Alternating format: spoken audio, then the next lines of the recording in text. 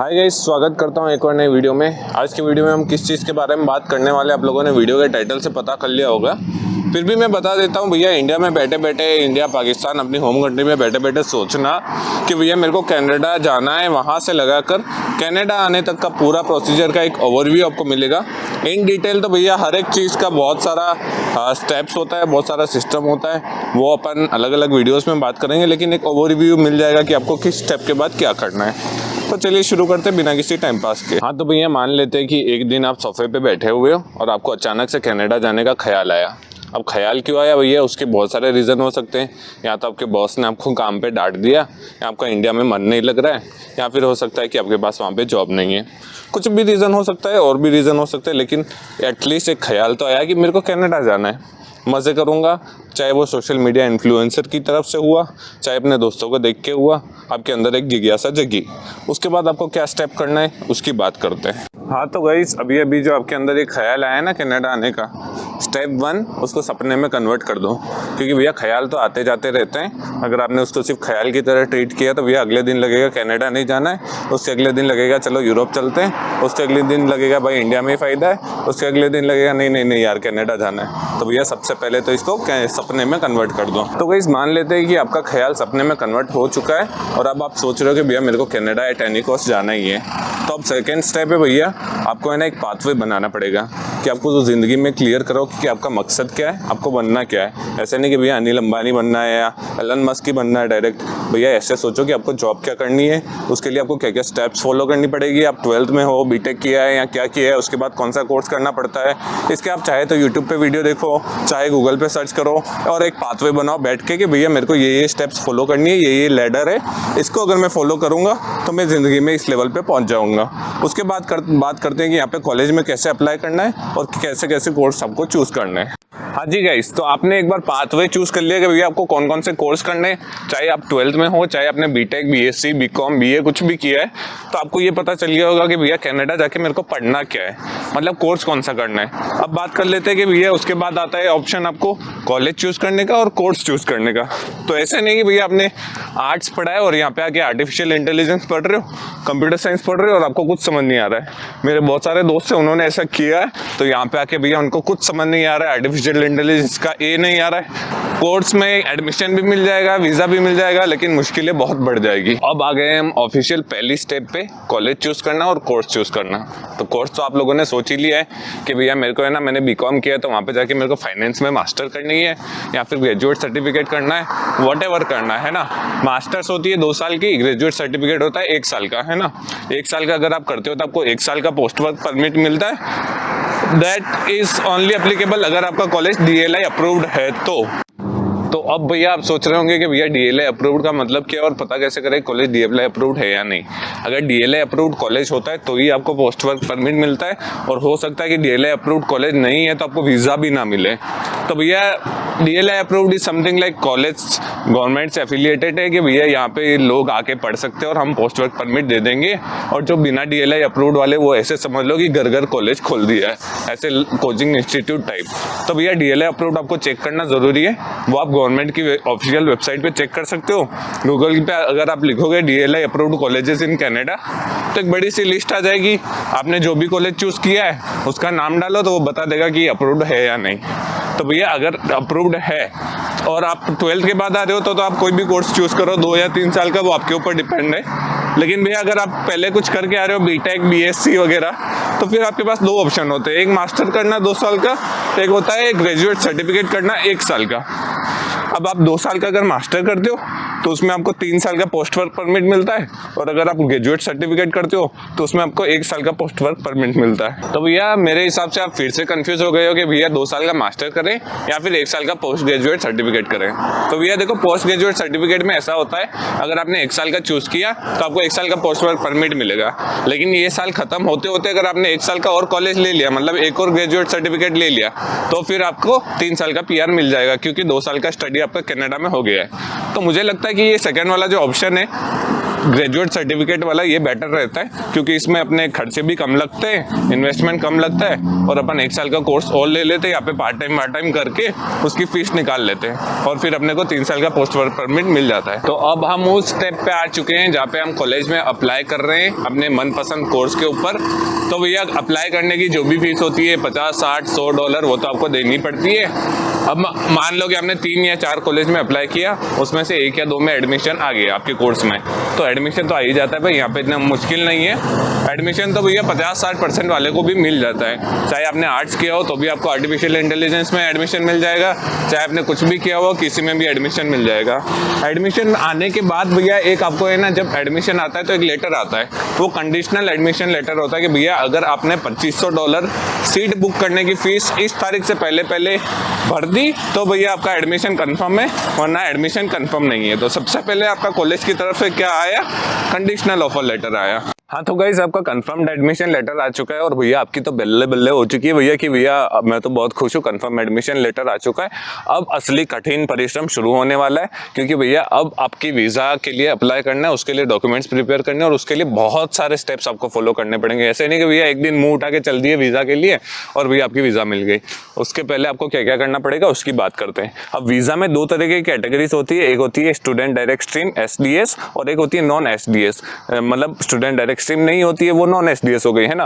अब student direct stream में वो लोग अप्लाई करते हैं जो लोग है ना पूरे साल की फीस एक साथ भर देते हैं। मान लो कि आपके 1 साल का कोर्स है तो पूरे साल की फीस अगर आपने भर दी है कॉलेज में एक साथ, जरूरी नहीं है इंस्टॉलमेंट में भी भर दी है वीज़ा अप्लाई करने से पहले, तो भी आप SDS में अप्लाई करोगे। और अगर आप चाहते हो कि आपने जो वो $2500-3000 ही भरी थी, या फिर 1 सेमेस्टर की ही फीस भर के आप यहाँ पे आना चाहते हो कनाडा, तो वो नॉन SDS में अप्लाई करोगे आप उसमें। तो अब भैया नॉन SDS में ये प्रॉब्लम होती है कि वीज़ा रिजेक्ट होने के चांसेस बहुत ज़्यादा होते हैं। हो सकता है कि आपके है ना वहाँ पे भी मतलब इंडिया में या अपनी कंट्री में भी इंटरव्यू हो जाए, और भैया यहाँ पे आने के बाद भी एयरपोर्ट पे आपसे बहुत सारे सवाल पूछे, और अगर आपने कुछ भी जवाब गलत दिया, आप जीनियन नहीं लग रहे हो अगर स्टूडेंट, तो हो सकता है कि यहीं से आपको वापस भेज दे। हाँ तो गाइस अब आपको क्या करना है, मैं मान रहा हूँ कि आपने पूरी फीस भर दी है और SDS कैटेगरी में अप्लाई कर रहे हो सकता है नॉन SDS में भी आप चाहते हो कि नॉन SDS के थ्रू ही जाऊँ, भैया मैं चांस ले लेता हूँ, मेरे पास इतने पैसे नहीं है। तो नॉन SDS और SDS का आगे का प्रोसीजर तो सेम ही रहने वाला है, बस SDS वालों ने पूरी फीस भर दी है, नॉन SDS वालों ने आधी भरी है ऐसे मान लो। तो भैया अब आपको क्या कराना है, मेडिकल कराना है। सबसे पहले मेडिकल क्यों कराना है भैया, वीज़ा के डॉक्यूमेंट्स में लिखा हुआ होता है कि भैया आपको मेडिकल कराना पड़ेगा, भैया आपको कुछ बीमारी हुई और कनाडा में आके फैला दी, तो भैया ऐसा तो सहन नहीं करेंगे वो लोग। इसलिए वीज़ा अप्लाई करने से पहले आपको ये सारी स्टेप्स करनी पड़ेगी जो मैं अब बता रहा हूँ। पहली चीज़ पूरी फीस भरनी है या फिर आधी भरनी है, वो आप लोग डिसाइड करो, SDS में अप्लाई करना है या नॉन SDS में। उसके बाद आपको मेडिकल कराना है। मेडिकल कराने के लिए कनाडा की ऑफिशियल वेबसाइट पर लिखा हुआ होता है कि पूरे इंडिया में या अपनी जो भी कंट्री है उस कंट्री को चूज़ करो, और उसमें जो भी आपकी स्टेट वगैरह है वो चूज़ करो, उसमें कौन से हॉस्पिटल अप्रूव्ड है कनाडा के ऑफिशियल एम्बेसी से, कि भैया कनाडा के एम्बेसी उन हॉस्पिटल से अगर आपने मेडिकल कराई तो भैया वो लोग मान लेंगे। तो जैसे कि मेरे सिटी के पास में अहमदाबाद था और वहाँ पे KD हॉस्पिटल करके था, तो वहाँ पे मैं चला गया। अपोलो भी था और 1-2 हॉस्पिटल और थे, वहाँ पे भी मैं करा सकता था। जहाँ आपकी मर्जी पड़े वहाँ करा दो, जहाँ पे कुल मिला के फीस कम लग रही हो वहाँ करा दो, क्योंकि यहाँ पे आने के बाद तो आपके पैसे वैसे भी बहुत उड़ने वाले हैं, तो वहाँ बचा लो। तो भैया वो मेडिकल आपने करा दिया, आपको वो मेडिकल की रिपोर्ट नहीं मिलेगी, आप वो बोलेंगे कि हमें ना डायरेक्ट एम्बेसी में ही दे देंगे, आप बस मेडिकल कराने के लिए पासपोर्ट वगैरह लेके जाएंगे। ये सारा मैं जो एक स्टेप बोल रहा हूँ उसका अलग अलग वीडियो बनाऊंगा। अगर आप लोग कमेंट करते हो कि अप्लाई करते वक्त, कॉलेज में अप्लाई करते वक्त कौन कौन से डॉक्यूमेंट चाहिए, उसके बाद मेडिकल कराने के लिए कौन कौन से डॉक्यूमेंट चाहिए, उसके बाद वीज़ा अप्लाई करने के लिए कौन कौन से डॉक्यूमेंट चाहिए, बायोमेट्रिक्स के दिन क्या होता है, ये सारी चीज़ें अगर आप बोलते हो कमेंट में तो सबका अलग अलग वीडियो बन जाएगा।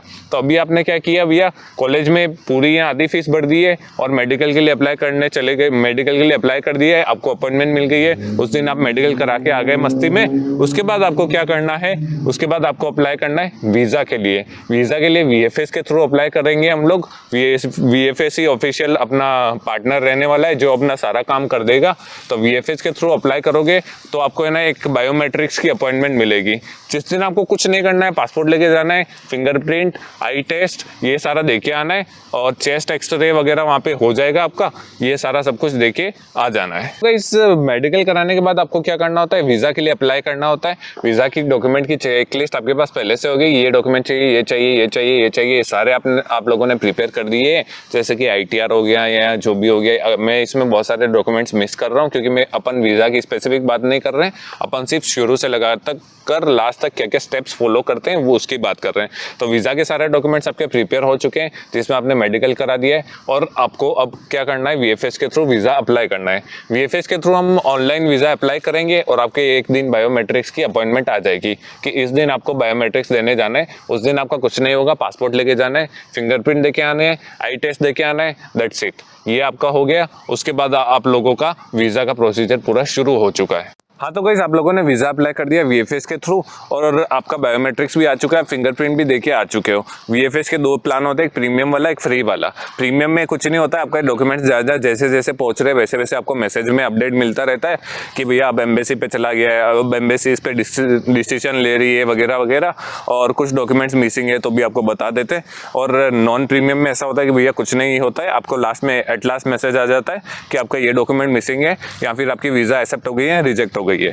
ठीक है, तो अब आपको कुछ नहीं करना भैया। मैंने तो फ्री वाला ही लिया था, सिर्फ उन्होंने कुछ नहीं किया, बायोमेट्रिक्स के दिन फिंगरप्रिंट लिए, आई टेस्ट लिया, दैट्स इट। अब भैया है ना, आपको कुछ नहीं करना, वेट करना है कि कब आपकी कनाडा की जो ऑफिशियल वेबसाइट जहाँ से आपने वीज़ा अप्लाई किया था उसके ऊपर अपडेट आएगी, भैया आपका काम हो चुका है और वीज़ा एक्सेप्ट हो चुकी है या फिर रिजेक्ट हो चुकी है। जो भी रिजेक्ट या एक्सेप्ट या डॉक्यूमेंट्स मिसिंग वगैरह होंगे वो सारा वहीं पे आ जाएगा कि इस तारीख से पहले ये डॉक्यूमेंट दो, तो आपका काम हो जाएगा। तो आपको बस उसी मैसेज का वेट करना है और कुछ नहीं करना है तब तक। हाँ, तो आपका वीज़ा अगर आ चुका है तो कॉन्ग्रेचुलेशंस, और अगर आपके कुछ डॉक्यूमेंट मिसिंग है तो भैया वो डॉक्यूमेंट्स वापस VFS में जाके देके आ जाओ और आपका काम हो जाएगा। अब क्या होता है भैया कि वीज़ा जब आ चुका है तो वहाँ पे लिखा हुआ होता है कि पासपोर्ट की रिक्वेस्ट आई है, मतलब अगर आपका एक्सेप्ट हो गया है तो पासपोर्ट की रिक्वेस्ट मांगते हैं वो। तो उसमें आपको कुछ नहीं करना होता है, पासपोर्ट देके आना होता है और आपके उसमें स्टैंप लग के आएगा, ऐसा उस रिक्वेस्ट का मतलब है। अब उसके भी 2 तरीके हैं, एक तो भैया कुरियर के थ्रू आप भिजवा दो और एक खुद लेके जाओ एम्बेसी में और करवा के आओ। तो कुरियर के थ्रू भिजवा दो तो ही बेटर है, 1200-1300 रुपये कुछ लगते हैं और भैया वो कुरियर ही खुद घर से लेके जाएगा, स्टैंप लगवा के वापस घर पे देके जाएगा। तो भैया वीज़ा आने में मेरे को लगे थे लगभग 21 या 22 दिन, हो सकता है कि आपको 30, 40, 45 दिन के अंदर तो आ ही जाता है। तो भैया बस अब क्या हो गया, आपकी वीज़ा के अंदर स्टैंप लग के आ चुका है, तो कॉन्ग्रेचुलेशंस, कनाडा का वीज़ा मिल चुका है। अब आपका जब कॉलेज खुल रहा होगा, जो भी तारीख होगी कि भैया 8 तारीख से कॉलेज खुल रहा है, उससे आप 21 दिन पहले आ सकते हो। तो आपको टिकट देखना शुरू कर देना है 21 दिन पहले का, चाहे 21 दिन पहले आओ, 18 दिन, 20 दिन, 17, 16, लेकिन 21 से पहले मतलब 22-23 दिन पहले नहीं आ सकते हो। तो भैया बस ये हो चुका है आपका काम, आपको आ जाना है कनाडा और यहाँ पे आपका छोटा मोटा प्रोसीजर रहेगा, वो प्रोसीजर की बात करेंगे किसी और वीडियो में। तो गाइस फाइनल थॉट्स दे देता हूँ कि अपन लोगों ने अभी तक क्या क्या किया। सबसे पहले अपन लोगों ने DLI अप्रूव्ड कॉलेजेस देखने शुरू किए, उनके कोर्सेज देखने शुरू किए और 3-4 कोर्सेज में 2-3 कॉलेजेस में अप्लाई कर दिया। उसमें से 2 या 3 में से अपना एडमिशन आ चुका है 2-3 कोर्सेज में। और फिर अपन ने सोचा कि भैया अपने को किस में जाना है, उसके हिसाब से जो कंडीशनल ऑफर लेटर आया है उनकी तरफ से, उसमें लिखा होगा कि इतनी फीस जमा करानी है, उतनी फीस अपन ने जमा करा दी। उसके बाद अपना कन्फर्म्ड एडमिशन लेटर या फिर लेटर ऑफ एक्सेप्टेंस आ चुका है। लेटर ऑफ एक्सेप्टेंस आने के बाद अपन लोगों को क्या करना है, मेडिकल कराना है। मेडिकल इसलिए कराना है क्योंकि वीज़ा की चेकलिस्ट थी, उसमें लिखा था मेडिकल कराओ वीज़ा अप्लाई करने से पहले, तो अपन ने मेडिकल करा दिया, एक दिन अपॉइंटमेंट लेके और मेडिकल हो चुका है अपना।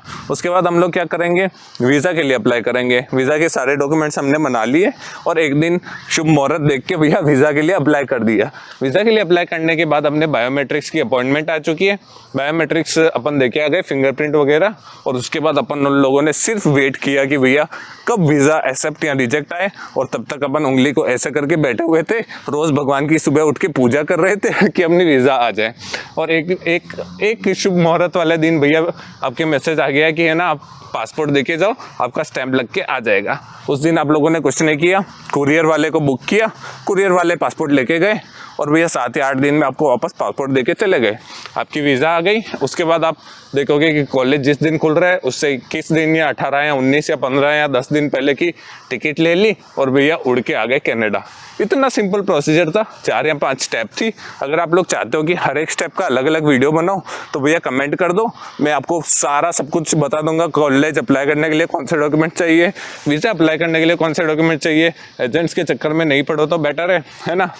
तो भैया कौन कौन से मेडिकल वाले दिन क्या चाहिए, बायोमेट्रिक्स वाले दिन क्या चाहिए, यहाँ पे आने के बाद क्या क्या प्रोसीजर होता है, ये सारी चीज़ों का अलग अलग वीडियो आपको मिल जाएगा। तो भैया कमेंट करो। अगर आपने चैनल को अभी तक सब्सक्राइब नहीं किया तो सब्सक्राइब करो, वीडियो को लाइक करो और अपने दोस्तों के साथ भी शेयर करो जो कनाडा का या कहीं भी जाने का सपना देखना चाहते हैं। चलिए मिलते हैं अगले वाले वीडियो में, बाय।